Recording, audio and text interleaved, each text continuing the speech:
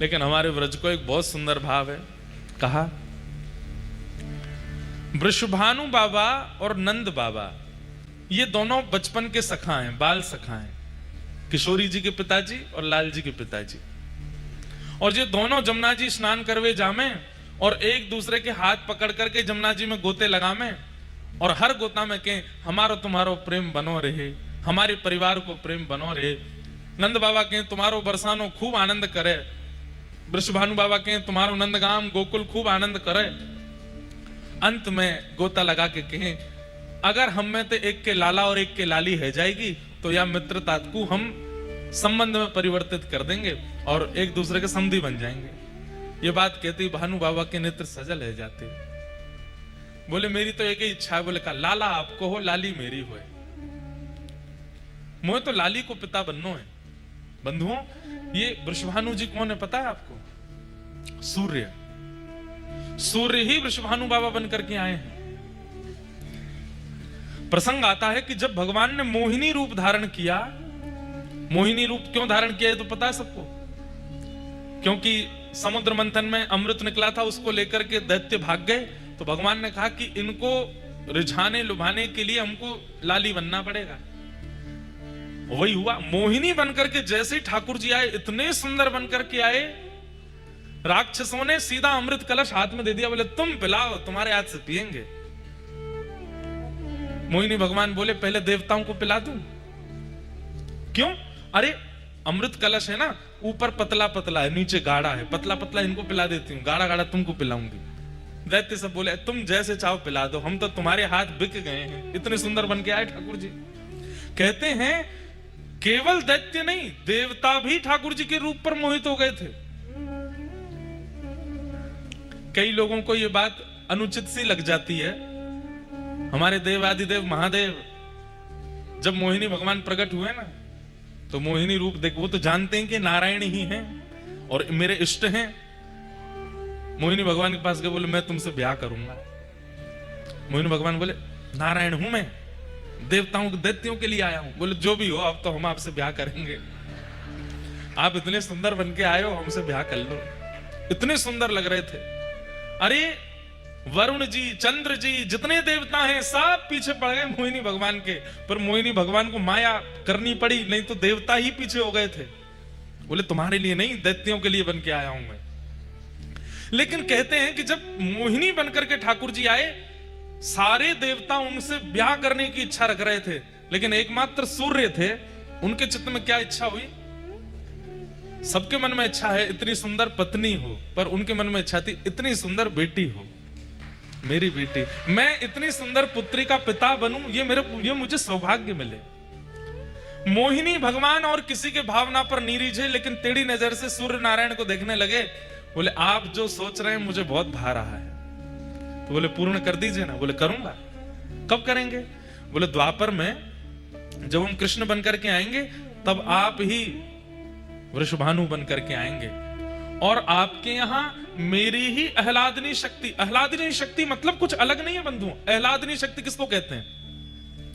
जैसे हर व्यक्ति का एक्साइटमेंट व्यक्त करने का एक तरीका होता है। जैसे किसी को बहुत खुशी होती है तो वो नाचता है, किसी को बहुत खुशी होती है तो वो रोता है, किसी को बहुत खुशी होती है तो वो चिल्लाता है, चीखता है, दौड़ता है, खेलता है, कुछ खाने जाता है, घूमने जाता है। सबका अपना तरीका है अपनी प्रसन्नता व्यक्त करने का।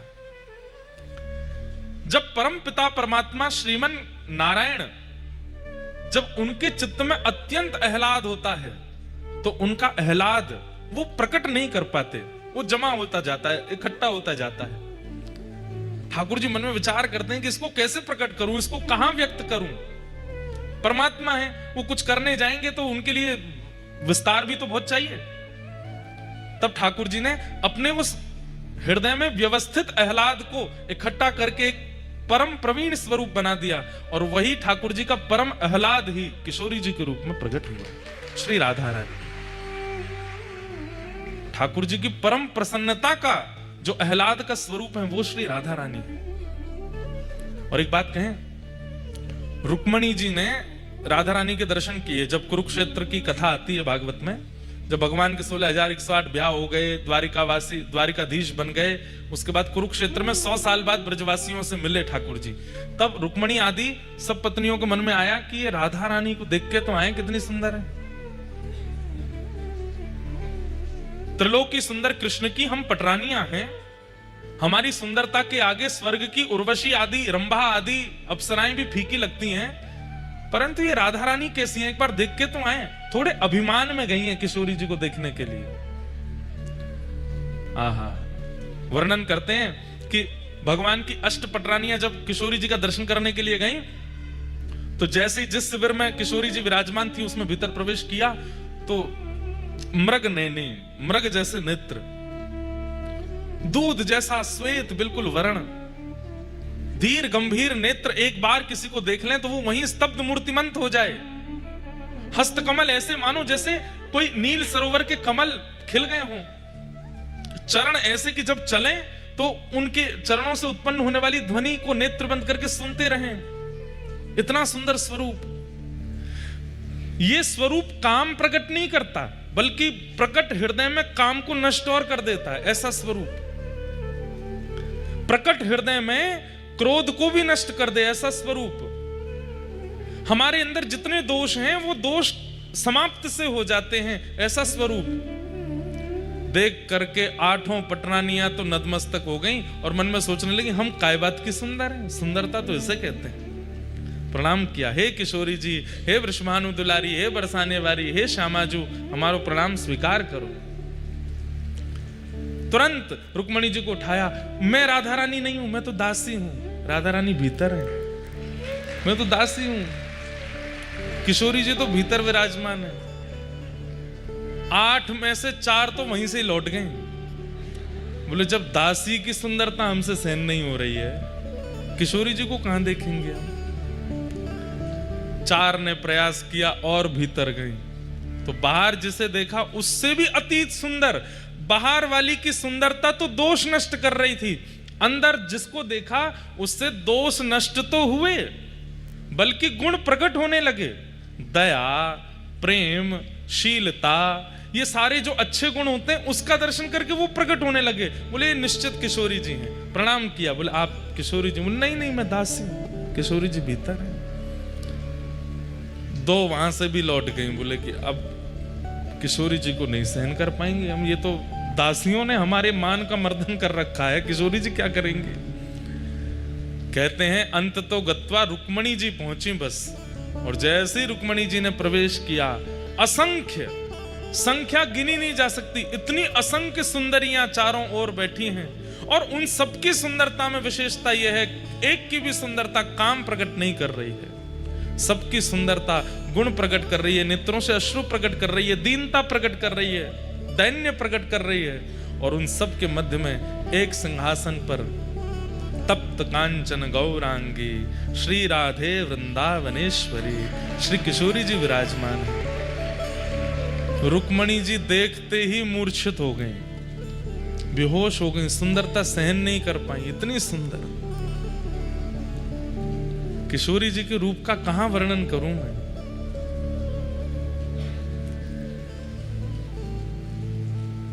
तुरंत किशोरी जी ने जाकर के रुक्मणी जी को संभाला। जब होश में आई, कहां तो देखने आई थी, परखने आई थी, जानने आई थी, अब स्थिति क्या हो गई। जो रुक्मणी जी कभी कृष्ण से वियोग की इच्छा नहीं रख सकती, ठाकुर जी दूर चले भी जाते हैं तो रो रो करके रुक्मणी जी का बुरा हाल हो जाता है, वो रुक्मणी जी की स्थिति क्या हो गई। किशोरी जी को देख करके कह रही हैं, हे श्यामाजू, बस एक इच्छा पूरी कर दीजिए। बोले क्या? बहुत वर्षों तक द्वारिकाधीश की सेवा करी, अब आप अपनी सेवा में मुझे भी दासी बना लें और अपने साथ बरसाने ले चलो, हम द्वारिका को प्रणाम करके आपकी शरण में बरसाने चलें। तब किशोरी जी ने हृदय से लगाया, नहीं, हमारे प्राण आपके पास हैं, उनकी सेवा आपको करनी है, और जब समय होगा तो हम आपको स्मरण कर लेंगे। जब बाहर रुक्मणी जी निकल करके आई तो कहते हैं 2 दिन तक तो मौन ही रही, बोली ही नहीं, बस नेत्रों से अश्रुपात और ध्यान में बैठी हैं किशोरी जी के। इतना सुंदर स्वरूप। तब जैसे तैसे सब जो दर्शन नहीं कर पाई थी उन्होंने पूछा बताइए तो सही उनका रूप कैसा है। तो रुक्मणी जी वर्णन करती हैं, जब श्याम सुंदर स्वधर्मा सभा करते हैं और जब रात्रि में हरे थके हारे जब लौट करके कक्ष में आते हैं, अपने मुकुट को उतार के धर देते हैं, अपने घुंघराले केशों को जब खोल लेते हैं, अपने सुबह के भारी वस्त्रों को हटा करके रात्रि के कोमल और हल्के वस्त्र धारण कर लेते हैं और अत्यंत थकान में जब आराम से अपनी शयन शैया पर श्री कृष्ण लेट जाते हैं, उस समय के श्री कृष्ण, उनका वर्ण यदि गोरा कर दिया जाए तो ऐसा लगेगा किशोरी जी सो रही हैं। एक से हैं दोनों, बिल्कुल कोई अंतर नहीं है। बस श्याम सुंदर गौर सुंदर हैं, वही श्री राधा रानी है, कोई अंतर नहीं। हमारी किशोरी जी इसलिए घूंघट में रहती हैं वृंदावन में। राधा रमण लाल बगल में घूंघट में किशोरी जी, बिहारी जी बगल में घूंघट में किशोरी जी, राधा वल्लभ जी बगल में घूंघट में किशोरी जी। क्यों? बोले इनकी सुंदरता ऐसी है कि भैया तुम लाला की सुंदरता देख के तो मरे जा रहे हो, किशोरी जी ने घूंघट उठा लियो तो कहा करोगे। और ये तो चलो एक वैसी बात है, लेकिन वास्तविक बात क्या है, ये जो श्याम सुंदर यूं खड़े हैं ना, फिर ये घूंघट उठ गया तो यूं ही रहेंगे, उनको ही देखते रहेंगे, यूं नहीं रह पाएंगे। जब देखी वृषभानुजा ही विच उठी हुक, वंशी रह गई हाथ में फिर न लागी फूंक। ये वंशी तब तक बजती है जब तक किशोरी जी नहीं आई। जैसे ही किशोरी जी दिख जाती हैं, ठाकुर जी वंशी नीचे, किशोरी जी कहें आप मेरे सामने क्यों ना बजाओ। अरे श्यामाजू कहा बताऊं, आप जैसे ही सामने आमे या में फूंक ही ना पड़े, या में स्वर ही ना निकले। तो इसलिए किशोरी जी क्या करती हैं, सघन कुंज में छुप करके वंशी सुनती हैं ठाकुर जी की। क्यों? वो जैसे ही आती है वंशी बंद हो जाती है। बड़ी लीलाएं भैया, ब्रज की अंतरंग लीलाएं, उनका कहां तक वर्णन करें, एक से एक अद्भुत लीला।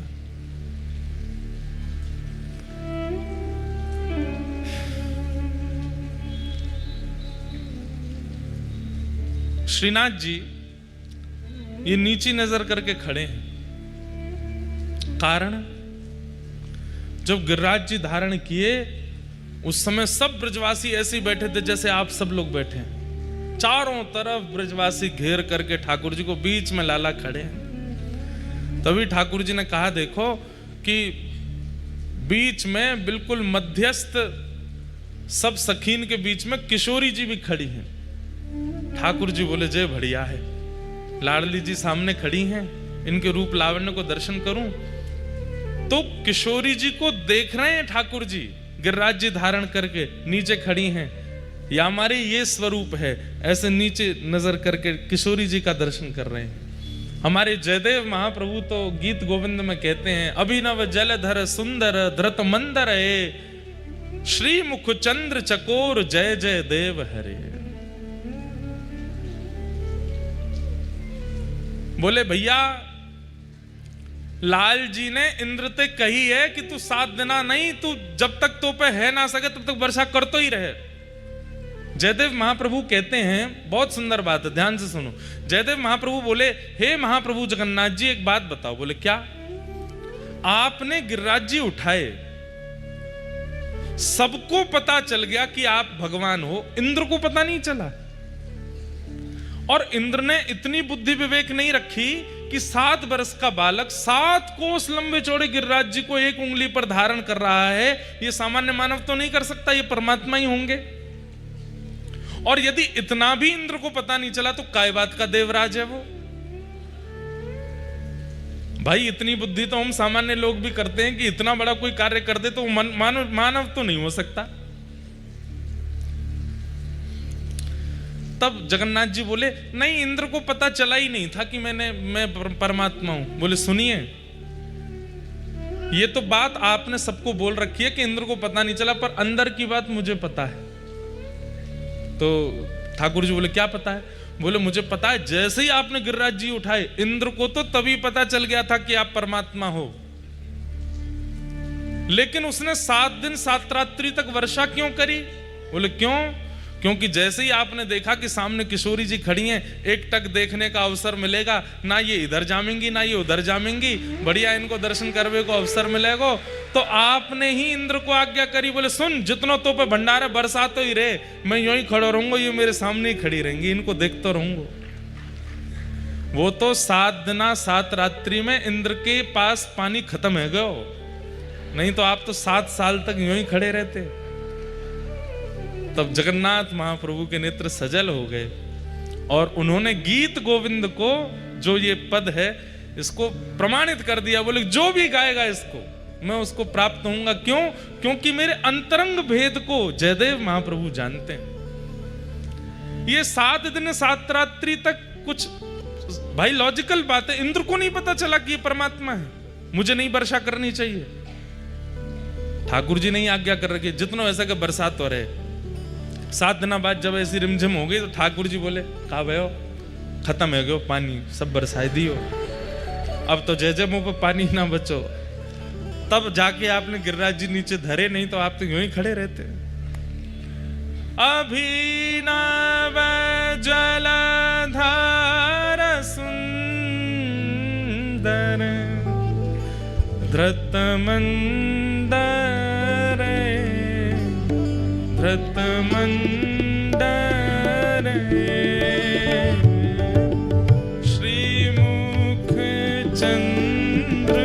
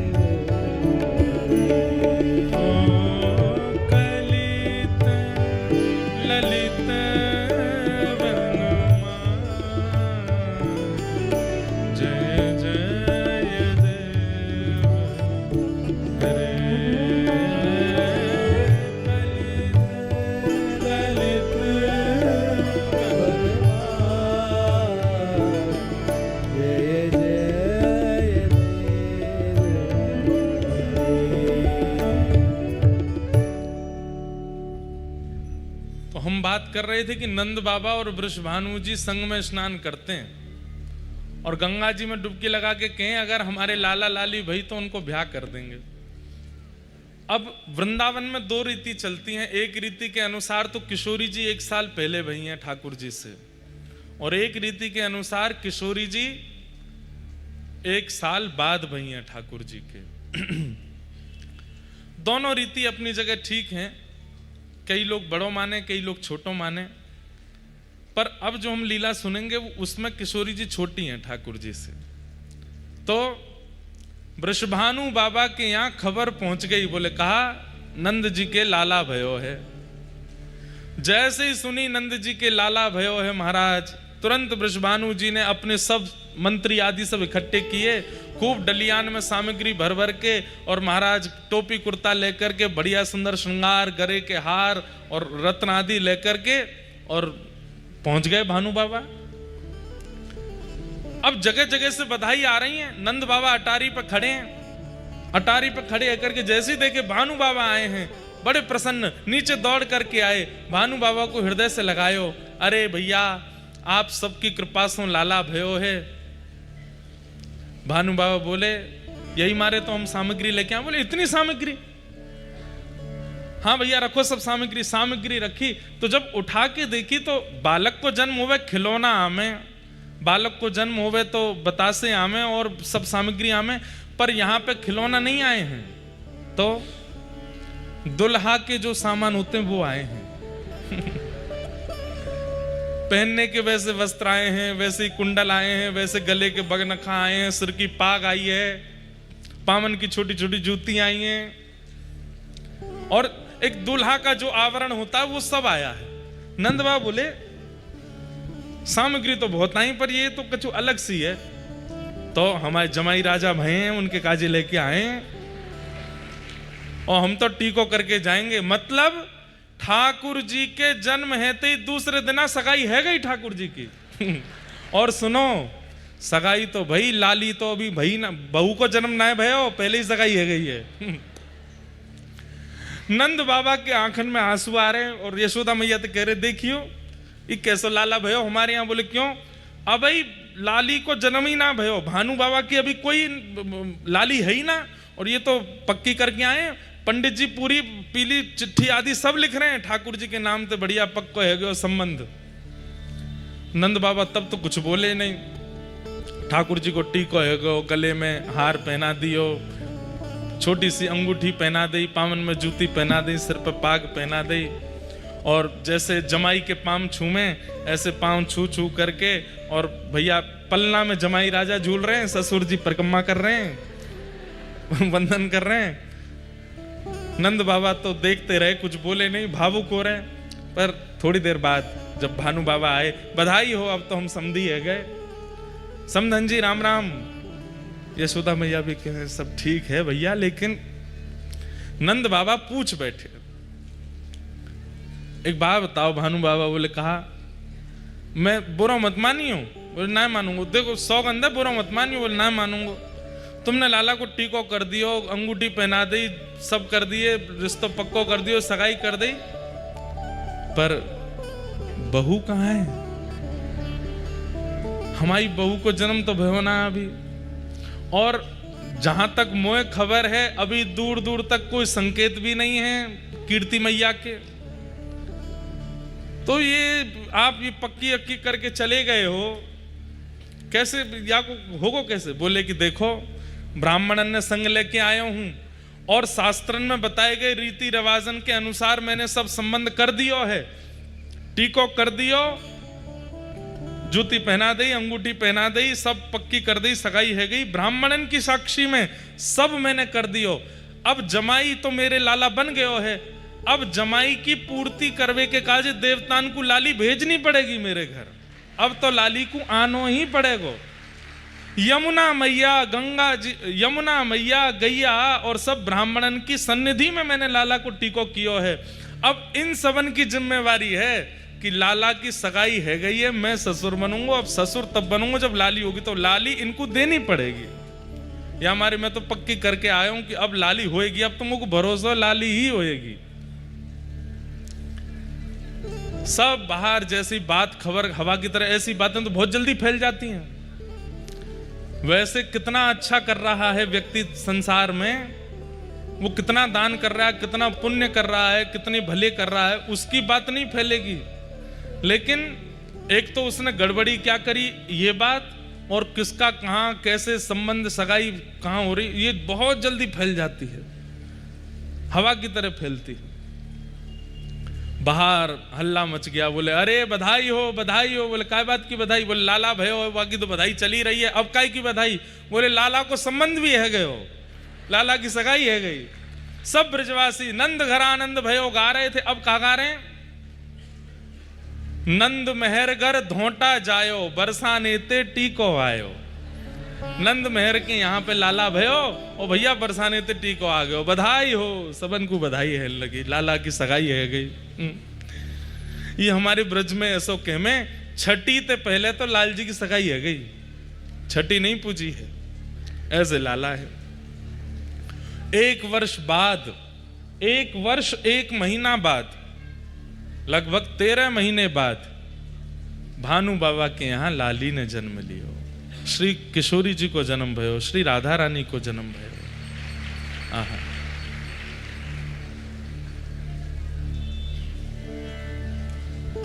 एक पंक्ति है बहुत सुंदर।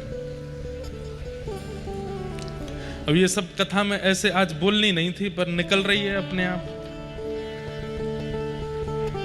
माहौल अब चिंता करके बैठ जाएं कि भाई क्या हो गया, पानी भर गया, तो सब अब तो कथा हो रही है तो उसमें बढ़िया प्रेम से आनंद ही ले लें, जैसी स्थिति है वही को आनंद ले लें।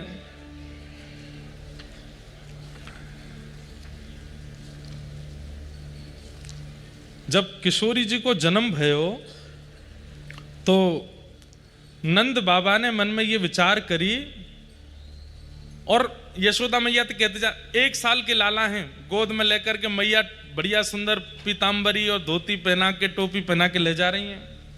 लाला ससुराल जा रहे हैं पहली बार 1 साल के, और यशोदा मैया से नंद बाबा कहते जा रहे हैं भाई लोगों में थोड़ा होता है ये वाला स्वभाव।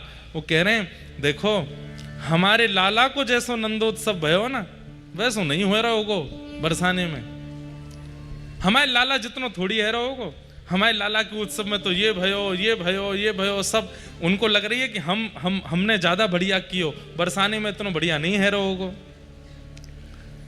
ठाकुर जी मंद मंद सुन रहे हैं सबरी बात, बोले कि भैया ससुराल में हमारी नेक और बढ़िया है जाएगो तो आनंद आ जाएगो।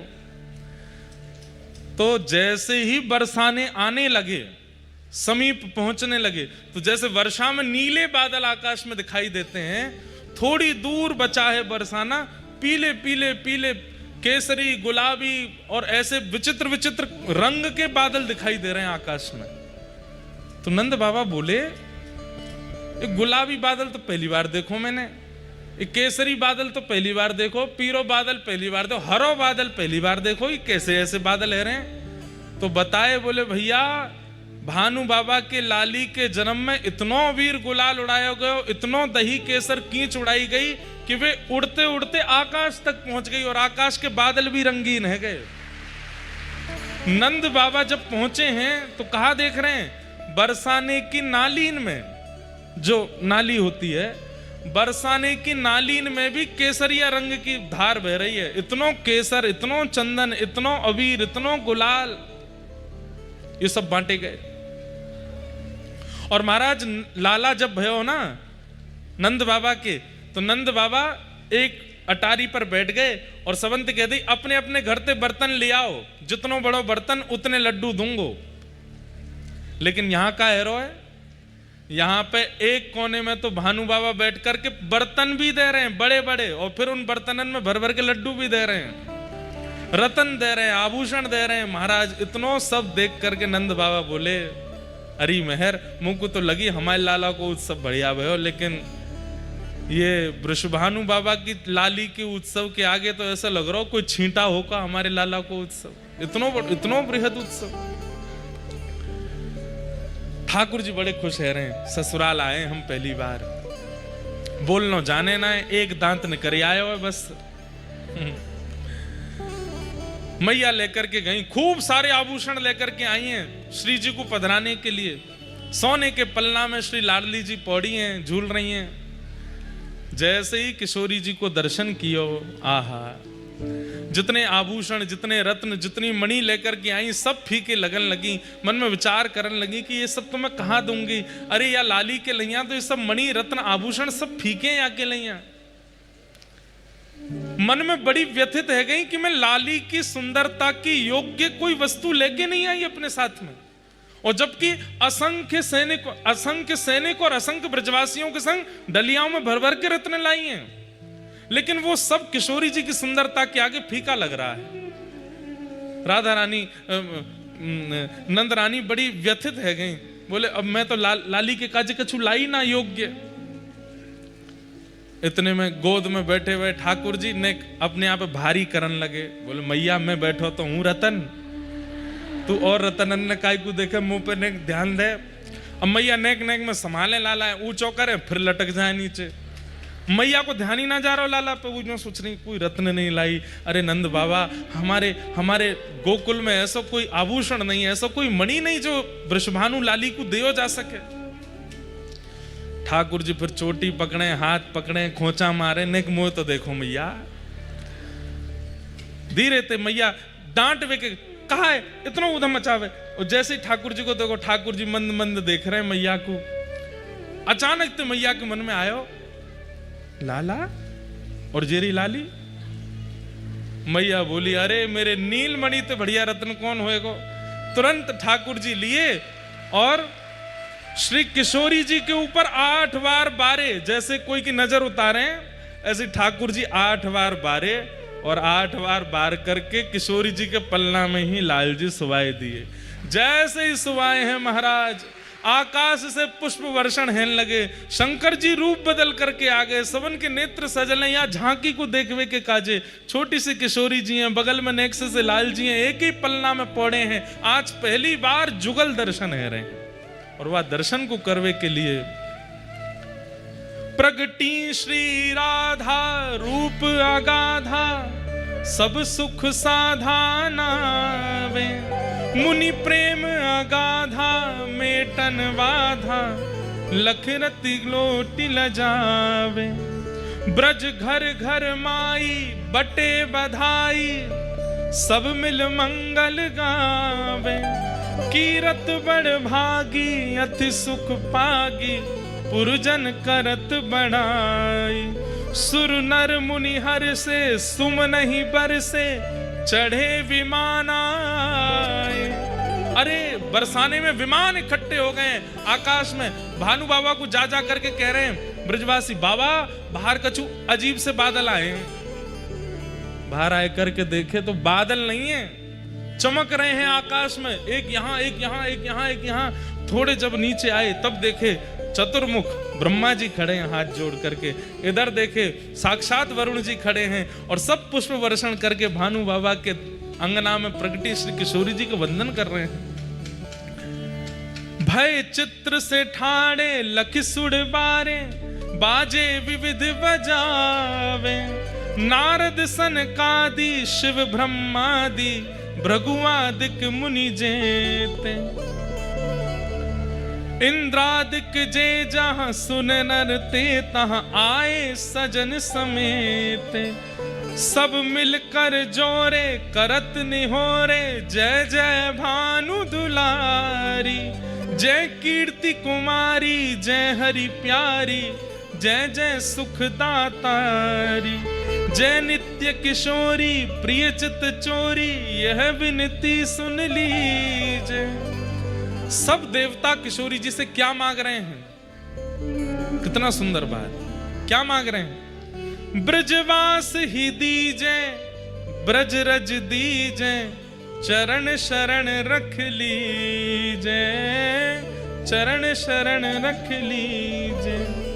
कर जोर मनाऊं यह वर पाऊं, दंपति यश नित गाऊं।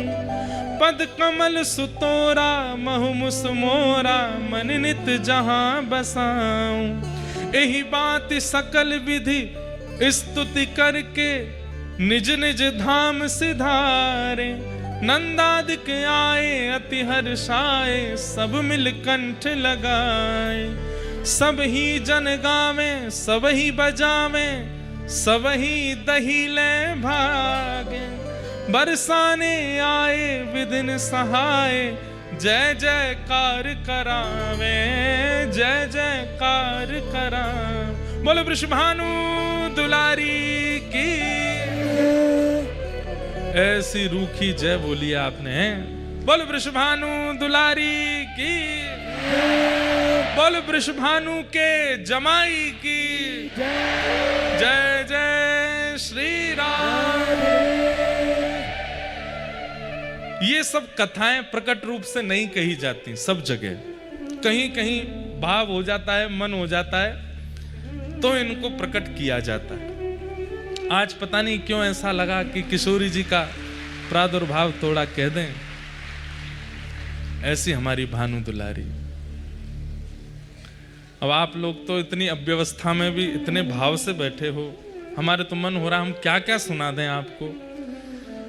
हरलिनी वृष भानु भवन ते, हरलिनी वृष भानु भवन ते। नंद सुवन की जोड़ी, नंद सुवन की जोड़ी। ब्रज में रतन राधिका गोरी, ब्रज में रतन राधिका गोरी। ऐसे हमारे ब्रज में कुछ लीलाएं किशोरी जी के प्राकट्य की सुनाते हैं।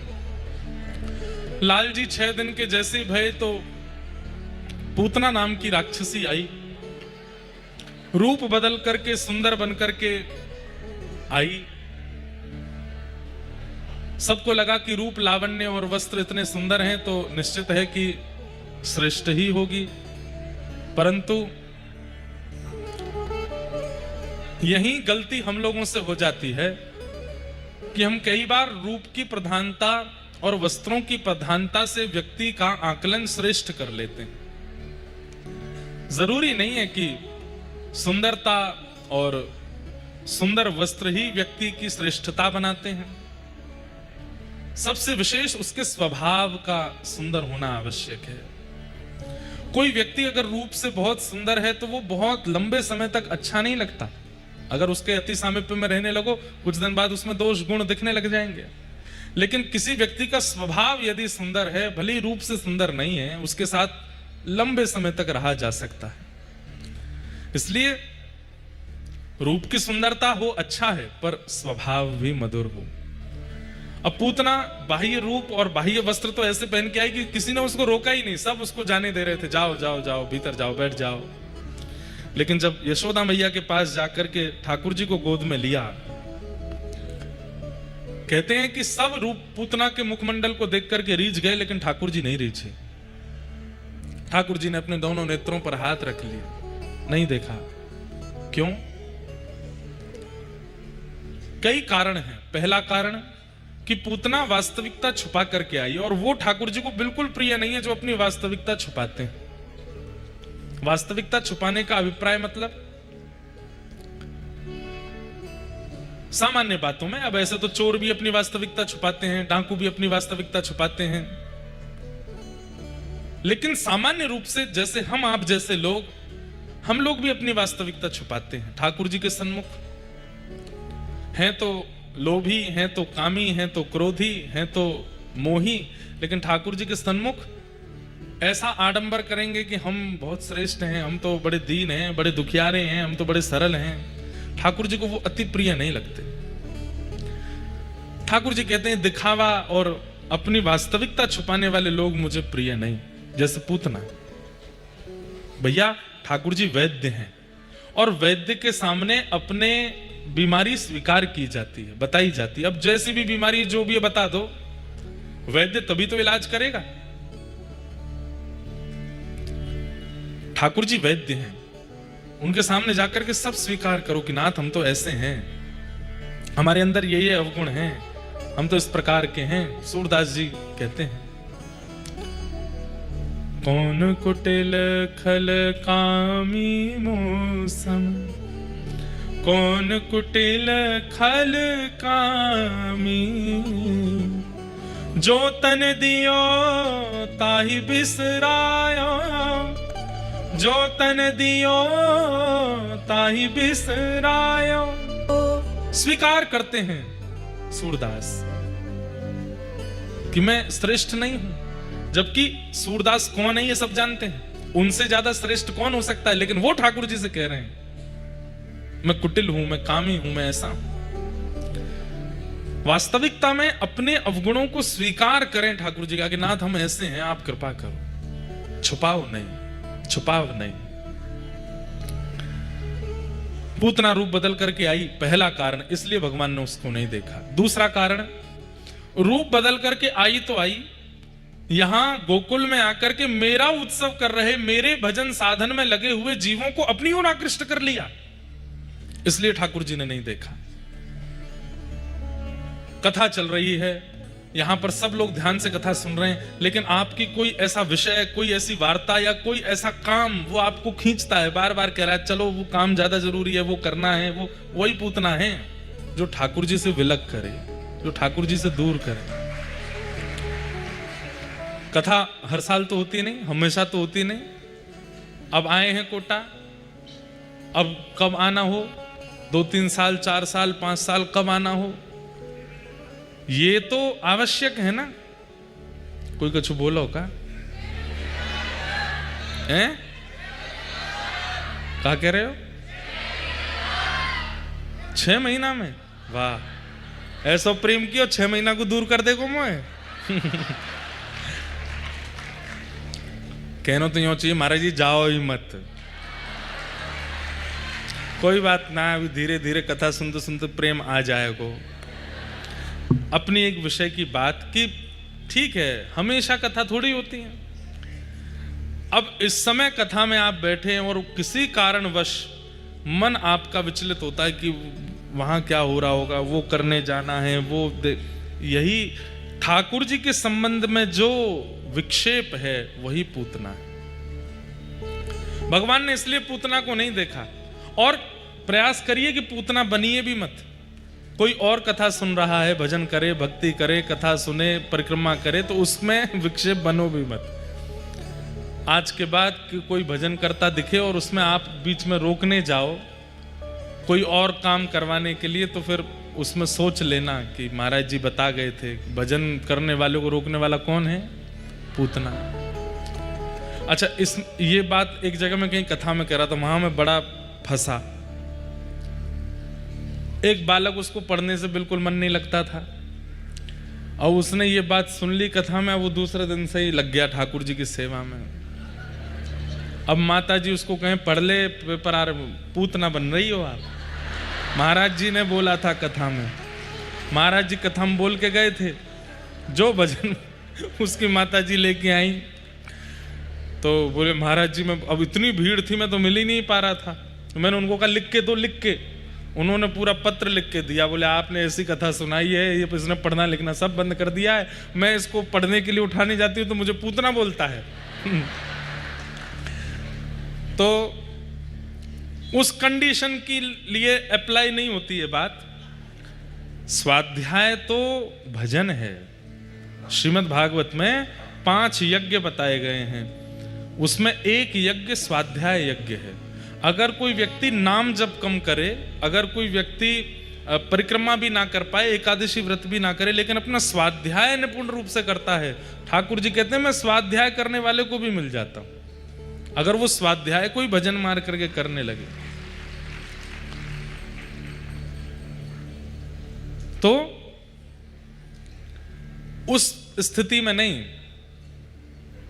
बहुत सारी स्थितियां हैं वहां पर कथा और भगवत संबंधी कार्यों को किसी अन्य चीज की वजह से अगर आप छोड़ते हो तो वो वस्तु पूतना है। तो इसलिए भगवान ने पूतना को नहीं देखा कि भाई तू आते ही सारे गोकुलवासी तने अपनी तरफ आकर्षित कर लिए। और तीसरा कारण, भगवान ने पूतना को क्यों नहीं देखा? पहला कारण, रूप बदल करके आई, वास्तविकता में नहीं आई। दूसरा कारण, सबको अपनी ओर आकृष्ट करती हुई आई। ये 2 विशेष कारण हैं। इन्हीं कारणों से ठाकुर जी ने पूतना को नहीं देखा।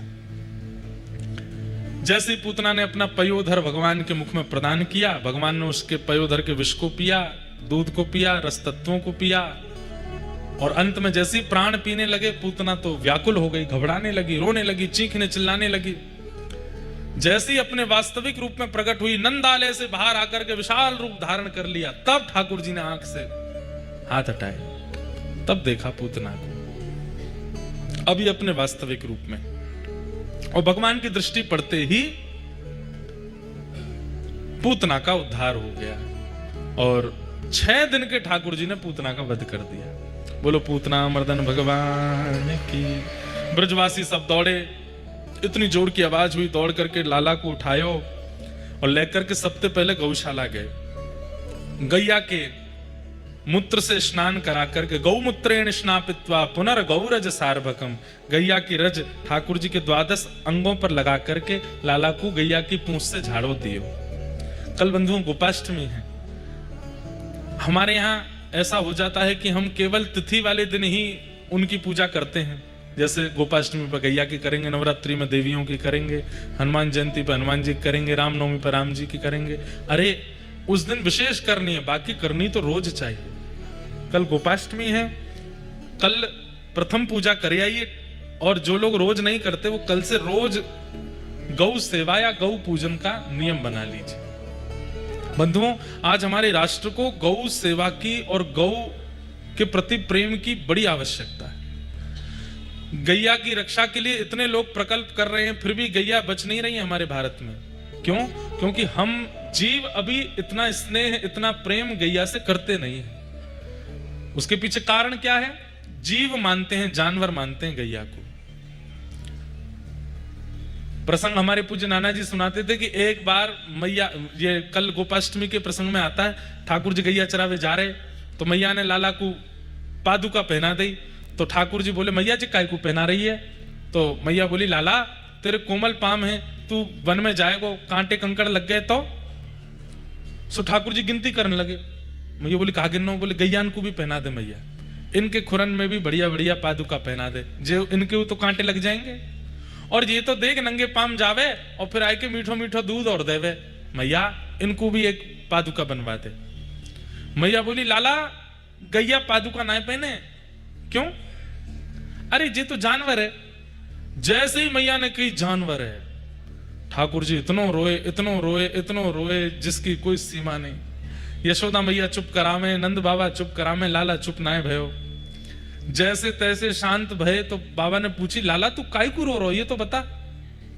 बाबा मुझको आज तक यूं ही लगती रही कि मैं तो मानव हूं, पर आज मैया की एक बात से मुझको पता चली कि मैया भी हमारी जानवर है, तू भी लाल बाबा जानवर है, ये बलराम दादा वो जानवर है, मैं हूं जानवर हूं, हम सब जानवर ही हैं। ऐसो काय को कहवे लाला? क्यों? जब दूध देवे वारी, घी देवे वारी, दही देवे वारी, सर्वांगीण रूप से हमारे अनुष्ठान को पूर्ण करवे वारी, गोबर के चौकाते जाके शुद्धता बने, सब प्रकार से हमारो मंगल करवे वारी गैया जानवर है सके, तो मैंने तो मैया को भी दूध पियो है, यो जानवर है। बाबा तुम भी जानवर हो, सबरे जानवर ही हैं। वादना नंद रानी यशोदा मैया ने कान पकड़ के लालत की, आज के बाद जानवर ना बोलूंगी। तब ठाकुर जी माने, नहीं तो भोजन पानी छोड़ दियो। इतनी प्रिय लगती है ठाकुर जी को गैया, इतना प्रेम ठाकुर जी गौ से करते हैं। श्री कृष्ण मंदिर यदि कहीं भी विराजमान है विश्व के किसी कोने में, बिना गैया के सेवा हो ही नहीं सकती। बिना घी के, बिना दूध के, बिना मक्खन के कृष्ण मंदिर या नारायण मंदिर कहीं विराजमान ही नहीं हो सकते, कहीं उनकी सेवा पद्धति ही नहीं चल सकती। सोचिए, छत नहीं हो तो भी चलेगा, एसी नहीं है तो भी चलेगा, लाइट नहीं है तो भी चलेगा, लेकिन गैया नहीं है तो मंदिर में सेवा नहीं हो सकती ठाकुर जी की। उस गैया को हम जानवर मानते हैं, जीव मानते हैं। हमारे लिए कितने बड़े दुर्भाग्य की बात है। इसलिए हमारी प्रार्थना है, कम से कम मुझे कुछ दिन पहले खबर मिली कि पूरे विश्व में सबसे बड़ा बीफ एक्सपोर्ट होता है भारत से, जहां गैया को पूजनीय माना जाता है। पर हम आप सब लोग ऐसे हैं, कथा बहुत ध्यान से सुनेंगे, सारी बातें बहुत ध्यान से सुनेंगे, लेकिन गौ संबंधी चर्चा, राष्ट्र संबंधी चर्चा आती तो लोगों के फोन निकल आते हैं, फोन देखने लगते हैं, एक दूसरे से बात करने लगते हैं, सारा इंटरेस्ट खत्म। इसलिए कथाकार भी यही सोचते हैं कि भाई जब उनको सुनना ही नहीं तो हम बोलें क्यों। लेकिन आपको सुनना चाहिए, समझना चाहिए। और हम आपसे एक बात स्पष्ट कह दें, गौ सेवा भी भगवत प्राप्ति का एक साधन है। अगर कोई व्यक्ति गौ सेवा करता है, भोंदू की कथा सुनी है? कितनों ने सुनी? हाथ ऊपर करो। लगभग सुनी है सबने। भोंदू भगत क्या करता था? गौ सेवा ही तो करता था। और उसकी गौ सेवा से रीझ करके गौ चारण करते करते ही ठाकुर जी आ गए उसके पास आकर के दर्शन दिए। वेंकटेश भगवान कपूर धारण करते हैं अपनी थोड़ी पर। क्यों? एक भगत वो तिरुपति से तिरुमला रोज ठाकुर जी के लिए दूध अपनी गैयाओं का लेकर के पैदल जाते थे। ठाकुर जी के मन में भाव आयो और उनसे बोले, अब आप बहुत वयोवृद्ध हो गए हो, इतना ऊपर पहाड़ी पर चढ़ के आते हो, इतना कष्ट आपको होता है, आप मत आया करो। तो वो वयोवृद्ध जो थे वो वेंकटेश भगवान से नाराज हो गए, बोले ये मेरे अधिकार की बात है, मेरा अधिकार है आपको दुग्ध पान कराना, आपके लिए दूध लाना। मैं अपनी गैया ही इसीलिए चराता हूं ताकि उनका दूध बने और वो दूध आपकी सेवा में आ सके। आप ये मेरा अधिकार छीनिए मत मुझसे, जब तक मेरे तन में प्राण है मैं नित्य आऊंगा। 3-4 बार ठाकुर जी ने मना किया, नहीं माने। ठाकुर जी ने योजना बना ली, बोले अब बताऊं यार। बोले तो क्या करें? रात में ठाकुर जी एक ग्वारिया का रूप धारण करके जाते नीचे पहाड़ से उतर के, और गौशाला में चुपचाप घुस करके गैयाओं के नीचे बैठ के थन से मुख लगा के सबरो दूध पियाते। एक एक गैया का दूध पीते ठाकुर जी पूरी रात। सब गैयाओं का कितना बड़ा सौभाग्य, स्वयं वेंकटेश भगवान आते और अपने मुख से दूध पान करते। चारों थनों से दूध पी करके एक गैया, दूसरी गैया, तीसरी, सबरी गैया को दूध पी करके भाग जाते। अब जैसी सुबह होती वो ग्वारिया उठता और स्नान ध्यान करके जैसे ही ठाकुर जी के लिए ऊपर दूध लेके जानो निकार में बैठते, सब दूध खत्म। एक दिन हो गया, उसको बड़ा अंदर ग्लानि हुई, आज तो मैं दूध ले जा ही नहीं पा रहा ठाकुर जी के लिए। ठाकुर जी ऊपर प्रसन्न है, मेरे भक्त को कष्ट है तो ऊपर आवे में, अब बढ़िया नीचे बैठो रहेगो। दूसरे दिन फिर ठाकुर जी आके पी गए, तीसरे दिन फिर पी गए। 3 दिन जब हो गए तो उसने विचार किया कि गैया तो बढ़िया चारा खाती है और बढ़िया बछड़ा बछिया भी दूध नहीं पी पा रहे, ऐसा लगे कोई दूध चोरी करता है। तो आज उसने हाथ में लकुटी रख के सोया और रात्रि में ही सोने का नाटक किया। चदरिया ओढ़ के आंख खोल के बैठो, देखूं कौन चोरी करे। इतने में ठाकुर जी आए, ग्वारिया बन करके, मुकुट उकुट सब उतार के, सिर पर पाग बांध करके, और जैसे ही गैया को दूध पान करने लगे, दूर से इसने देख लिया कि ये है चोर। लकुटी वहीं से घुमा करके मारी, ठाकुर जी के आगे ठोड़ी पे लगी। ठाकुर जी दौड़े वहां से, अरे रुक, तो बताऊं मेरे ठाकुर जी को दूध पी जाए रोज। वो कहा पे तो ठाकुर जी तो हैं। ठाकुर जी पहुंच गए ऊपर, इसने बढ़िया प्रेम से दूध निकाला। 3 दिन से दूध गया नहीं था ऊपर। आज दुग्ध लेकर के जैसे ही पहुंचे, वेंकटेश भगवान खड़े, यहां से रक्त की धार गिर रही है। भक्त ने पूछा, जय जय, ये कौन ने लगाई आपके? ठाकुर जी बोले, ये बताओ तुम्हारी लकुटी कहां है? बोले, लकुटी तो आज एक चोर में मारी, वही लेके भाग गया। बोले, वो धरी, वो लटकी भई है। अरे ये आपके पास कैसे आई? ठाकुर जी बोले, हम ही रोज दूध पी जा रहे थे कि तुमको ऊपर आके नहीं देना पड़े, तुमने आज ऐसे लगाई। बहुत भावुक हो गए। ठाकुर जी को यहाँ कपूर का वो एक भाव रखा गया। तब से ठाकुर जी ने वो भक्त की स्मृति में आज तक वेंकटेश भगवान यहाँ पे कपूर धारण करते हैं। कितना प्रेम बताओ। गौ गैया के पास आवे में ठाकुर जी को बिल्कुल भाव नहीं लगता, तुरंत आ जाते और ग्वारिया बन के आते हैं, मुकुट उकुट सब उतार करके आते हैं गैया की सेवा में। हमारे पुष्टि मार्ग के श्री चीत स्वामी जी तो एक पद में गाते भी हैं, गायन के संग धावे, गायन में सचु पावे, गायन के हेत गिरी कर ले उठावे, आगे गाय पाछे गाय, इत गाय उत गाय, गोविंद को गायन में बस वो ही भावे। हम अपने लाल जी को एक लीला करते हैं। हमारे जिस दिन दास का जन्मदिन होता है, श्रावण कृष्ण नवमी, देत के हिसाब से 7 अगस्त, तो उस दिन लाल जी को लेके जाते हैं गौशाला, और लाल जी के सिंहासन के अगल बगल में खूब सारी घास फूस रख देंगे, खूब सारा चारों रख देंगे, और गैयान के बीच में लाल जी को छोड़ देते हैं। वो आकर के जीभ से चाट चाट करके सब माँ खाती हैं। पूरे ठाकुर जी हमारे गैयान में ही है जाएं, कहीं गोबर लग जाए, कहीं गौमूत्र लग जाए, कहीं गैया की जीभ चाट जाए ठाकुर जी को। इतना सुख मिलता है ठाकुर जी को उसमें, इतना प्रेम ठाकुर जी गैया से करते हैं। हम अगर ठाकुर जी से प्रेम करते हैं तो ठाकुर जी बहुत इतराते हैं, देखे ना हमारी तरफ, तू क्या कर रहा हो, लाखों लोग करें, मोते करोड़ों लोग करें। लेकिन जब हम गैया से प्रेम करते हैं ना, तो गैया से प्रेम करने वाले को ठाकुर जी भी देखते हैं, अच्छा तू को मेरी गैया प्रिय लगे तो तू मोए प्रिय लगे, तू मेरो प्रिय, और तो को मेरी गैया ते डर लगे, मेरी गैया ते घृणा लगे, मेरी गैया ते भय लगे, तो मुंह को तोते भय लगे। जैसे गैया के पास आने पे कई लोग डर जाते हैं, घबरा के भाग जाते हैं, ऐसे लोग जब ठाकुर जी के पास जाते हैं, ठाकुर जी भी घबरा के भाग जाए। हवा आगो मेरी गैया ते डरे जे, हवा है। गौ से प्रेम करो बंधु, बहुत प्रिय ठाकुर। कल गोपाष्टमी है, अगर सब अनुकूल रहा तो कल पहले गौ पूजन करेंगे, उसके बाद कथा प्रारंभ करेंगे। आप सबकी ओर से हम ही कर देंगे यहाँ। और कल ठाकुर जी विशेष पाग पहनते हैं, गौ पाग। तो आप लोग पुष्टि मार्ग में जाएंगे तो वहां तो पाग में 2 ऐसे ऊपर निकले होते हैं गौ पाग, यहाँ ऐसे धारण करते हैं ठाकुर जी। गैया की जैसे कान और सींग निकले रहे, ऐसे पाग में निकली रहती है। पर अगर घर पे ही हैं तो फिर एक पाग बना लो, ऐसे पाग बनाइयो जैसे वस्त्र को अब मैं कैसे सिलाई बुनाई सिखाऊं आप पे। पर जैसे देखो, मान लो जैसे छोटे ठाकुर जी हैं, ये वस्त्र है, इसको अब ऐसे ऐसे करते हैं तो ये ऐसे परत बन जाती है, ऐसे खोलें तो ये ऐसे खुल जाते हैं। तो मुख्य रूप से सब लोग इसको ऐसे धारण कराते हैं, पर कल इसको नीचे धारण कराना है यहाँ पे। तो यहाँ ऐसे कान जैसे निकल आएंगे दोनों तरफ, और फिर उसके ऊपर पाग बांधी हो ठाकुर जी के, ऐसे कान गैया जैसे, और पाग में 2 पाग की छोड़ ऐसे ऊपर निकाल दी, तो सोच ठाकुर जी बछड़ा बन जाएंगे।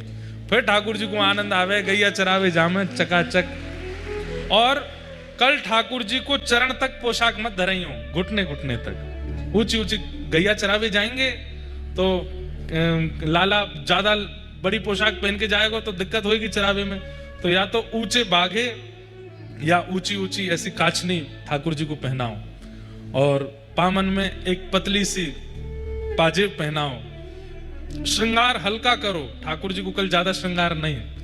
और साथ में वंशी, लकुट और एक छोटी सी पोटली, वह पोटली में मिश्री धर दी हो, काजू पिस्ता, पोटली बांध करके एक डंडा पे लटका के लाल जी की लटकाई दी हो पीछे। जाएगो छाक लेके लाला जाएगो वहीं पावेगो, आज गऊ चरावे जा रहे हो है। ऐसी भावनाएं ठाकुर जी के आगे हो। कल हो सके घर में गैया ले आओ, या घर में नहीं आ सके तो लाल जी को गौशाला ले जाओ, और लाल जी के हाथ से गऊ को पूजन, और गऊ से भी विशेष जो गऊ सेवा करते हैं ग्वारिया, उनको कुछ दान दक्षिणा, अच्छे वस्त्र आदि सब दे के आना, उससे ठाकुर जी रीझते हैं। कल गोपाष्टमी, हमारे ब्रज में तो बड़े आनंद से उत्सव मनते हैं गोपाष्टमी के, सब लोग मनाइए।